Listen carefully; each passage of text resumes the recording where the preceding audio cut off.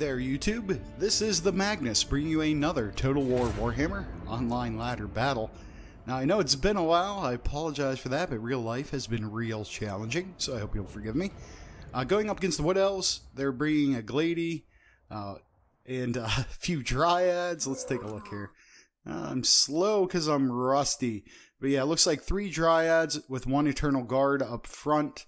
Behind them, they have no less than, it looks like 4 Treekin, 2 Deepwood Scouts, and 2 Glade Guard with the Starfire Shafts. Glady is on a dragon. And I am playing a Warriors of Chaos army because, number 1, nobody plays the Warriors of Chaos. Number 2, I think the worst faction in the game. But most importantly, just because, as I think I've probably told you guys before, I just think they're cool. I really like the lore, the aesthetics, everything like that. So this is a rush army focused on terror, and I'll explain that once we go through what I brought, which is just 6 Forsaken, 2 Dragon Ogre Shaggoths, Kolek Sun Eater, a Chaos Sorcerer of Death, 1 Chaos Warhound with Poison. And that is pretty much the party. I don't think I forgot anybody there. And the idea of this, if you've ever played, for example, a card game like Magic the Gathering, think of this as like a combo deck. Everything synergizes and works together towards a common goal. And that is, we're going to use, I can't remember the name of this spell from the Death Sorcerer, but it causes -16 leadership. And we're going to use that along with these units, which Kolek and the Dragon Ogre Shaggoths cause terror. So that's further going to reduce leadership. And then the Forsaken are very important because they will lower leadership by virtue of the fact that they are damage dealing in Frenzy. Very offensive infantry. They do not have good staying power. They have horrible melee defense, and they have no protection against missiles. But what they will do is do a lot of damage in a hurry, which will cause, significant casualties, and that results in a loss in leadership. So everything's about losing leadership. And then when you terrify people and have them running from you, you want to have speed to catch them and cause kills, which Forsaken with a speed of 48, and of course the Warhounds are very quick, speed of 95. Kolek is an 80, and 78 for the Shaggoths. So virtually anything that runs from us is going to take a pounding. Now, I started on the really crappy end of this map, which is down here with the swamps and in the lowlands, and I was not going to go straight up the big side of this hill as much as he wanted me to. Instead, I opted to loop around. Now, I'm still going to have to go uphill, but it's a lot less extreme, which I'm hoping is going to help me out here. The whole time is Glady is shooting arrows of Quernos and shooting her bow at Kolek, but with his scaly skin and just his beast-like nature and high health, yeah, he can handle that. It's no big deal. I'm not going to let that cause me to make a bad decision. I'm going to take my time. Now, this is only my 2nd match on the ladder since coming back, so I'm ranked like 6,000 and something. So, going to be a while before I can call myself competitive again. But part of me kind of likes that I'm starting over from the standpoint that when I got highly ranked, once I broke the top 100, or even when I was in like the top 200, I felt a lot of pressure to do well, because the way the ladder works is if you lose, especially if you lose to somebody that's lowly ranked, it's going to take you a day or two of winning just to be able to regain where you were. So it kind of pressured me into playing conservatively, and I didn't get to try new things. So at least now, or at least while I'm making my way up the ladder, I can try some cool stuff out. So now I'm going to make the YOLO charge. You're going to see the Forsaken tearing across the line. Everybody's going here. Got Kolek left behind a little bit. And the reason why I chose to do this is I don't want his, and this was experimental, I'm not saying it's a great idea, but I didn't want his Glady around his army when I dropped my Terror Bomb and lower their leadership, because she is going to cause them to have higher leadership. I want them to be as low as possible. He's going to net one of my Dragon Ogre Shaggoths, gets a few more steps, but then he grinds to a halt. But here comes the infantry swarm, and you're going to see he kind of leaves these Glade Guard exposed. I will make him pay for that immediately. Anytime you can get your paws or your warped little claws or whatever they are on your enemy, As far as archers are concerned, you definitely want to do that. So he's focus firing my Shaggoth here. I try to back up a little bit and get it out of range, give my infantry and some of my other units time to work their way in. Chaos Sorcerer is just going to come in the middle and drop his Fear Bomb down if he hasn't already.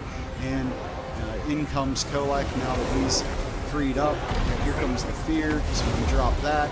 And we're going to just try to get into his archers as quickly as possible. You're going to see between that spell and the damage they're taking, you already have a Glade Guard that's running. You already have a Dryad that's running. Another Dryad is blinking, getting there. A little bit of lightning action from Kolek. This Dryad's going to freak out and take just severe casualties in a very short period of time. Over here, the same thing happening to the Treekin. We already have an Eternal Guard bailed. So it's a very quick, aggressive thing. The Warhounds I'm using to chase archers around. They're very fast, so nothing is on foot is going to get away from them. And just about anything in the game, is going to have a really hard time getting away from these guys because the poison's also going to slow them. So as you can see, running from them is not going to save you at all. It's just going to get you killed faster. Over here, Shaggoth working on these archers here. Over here, Kolek is whacking away at some Treekin. They're anti-large to any kind of Shaggoth. But in comes the Blade Lady. She's going to get a devastating charge on Kolek from the rear. He does get turned around, but he's going to take, look at that, just one hit, like just tons of damage. So I start telling him, get out of dodge. But he's a little slow to do so, but then he gets scared and he runs anyways. But I bring in the other two Shaggoths to put some hurting on the Glady. You're going to see her health dropping very quickly, but she will be able to escape. Over here in the center, I just have the Forsaken blob here trying to work on the Treeman and the Treekin. But these, out of all the units he has, are going to be the hardest for my Forsaken to take care of because they do not have armor piercing. Over here, just anything that runs, I'm trying to get on it before it has much time to reform and get its leadership back, especially anything with little shooty bows. His Dryads over here have Doom and Darkness cast on them again. So as you can see, their leadership just drops to nil, and then you have a Forsaken chewing on them, and they're going to get out of dodge. They've had enough of that. So now I'm going to send the Shaggoths over here towards the Treeman, and it may have been a mistake to wait so long to go after them, but these are the guys you want for whacking down the Treeman. They got giant axes. Giant axe versus giant tree is not going to be good for the tree. You're going to see his health fall really quickly. Every time they take a swing, just a big chunk out of his health. So he's starting to fail quickly. Looks like finally Kolek's coming back. I'm going to use him to put a little more lightning down and provide some leadership. Pulling over some Forsaken. Over here, these Forsaken are pretty much dust. They're in a really bad situation. They're getting shot in the back while they're working on Dryads, and they have the Glady on them. My Warhounds are still having a field day out there chasing these around. So he brings in the Glady right as we are chopping down what's left of the Treeman. We're going to quickly change targets and just try to mob the Glady, because if we can take her down, this is going to be the end of the fight. And as you can see, there's not much time left, so they're going to go ahead and work her down pretty quick here. And that is going to be it. There's some lightning. Tree's getting hit by lightning and axe. It just seems like the right thing to do. Glady hangs in there for a decent bit, as you can see. She is definitely tougher than the dragon, but way too much pain coming her way right now.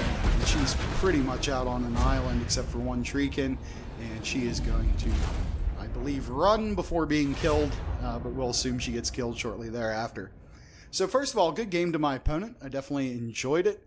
As rusty as I am, to pull off a victory of any sort, especially with the Warriors of Chaos, definitely makes me happy. Let's take a look at the tail of the tape.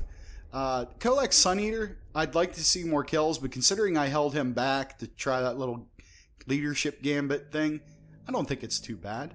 The Chaos Sorcerer of Death, no kills. You think he'd at least get, run some guy over or something, but he's just there for the fear. And I used Fate of Buna 1 or 2 times, which I missed here because, like I said, I'm also rusty at casting. And the Forsaken did well. Some of them ridiculously well, some just good, and then a couple that struggled that were facing the Tree Man and the Treekin because there are very few models. So just even, say for example 8 kills. Well, if there are 8 Treekin, that's not bad at all. The Chaos Warhounds with poison, 116 kills. That's great. My Shaggoths did good. They chopped down the treemen, they harassed, they caused his archers to be disrupted and unable to fire, and in the end worked the Glady down, so they were very good to me as well. So I like this build. I think it's pretty solid. It's one of your best bets with Chaos, if not the best bet. Taking a look at the Wood Elves, the Eternal Guard did not do well. The Glady did pretty well, but as you can see, she could not snipe Kolek, which she really tried. Wasn't happening, even with me running the whole way around the map to avoid that uphill. This try did okay, that one horrible. The Glade Guard, especially this one, just got railroaded right out of the gate. 20 kills is okay. The Deepwood Scouts got absolutely murdered. As you can see, no men remaining, and they got 1 kill between the 2 of them. The Treekin, for the most part, were not very good, except for this one with 35 kills. The Tree Man definitely did well, 62 kills. And really, he's kind of the bane to this build, like I said, because of the lack of armor piercing in my infantry. But as you saw, once I got the Shaggoths on him, they made pretty quick work of him. They're like a couple of lumberjacks. And then another Dryad here with 12 kills, not much to talk about. So anyways, I don't know how often I'm going to be casting or playing, but I found myself with just a little more free time than I've had recently. So hopefully I'll get to play more. If you enjoyed the battle and the commentary, please hit like. Please hit subscribe. It does help, and it lets me know that you want me to do more. And until the next time, this is the Magnus, and I'll see you on the ladder.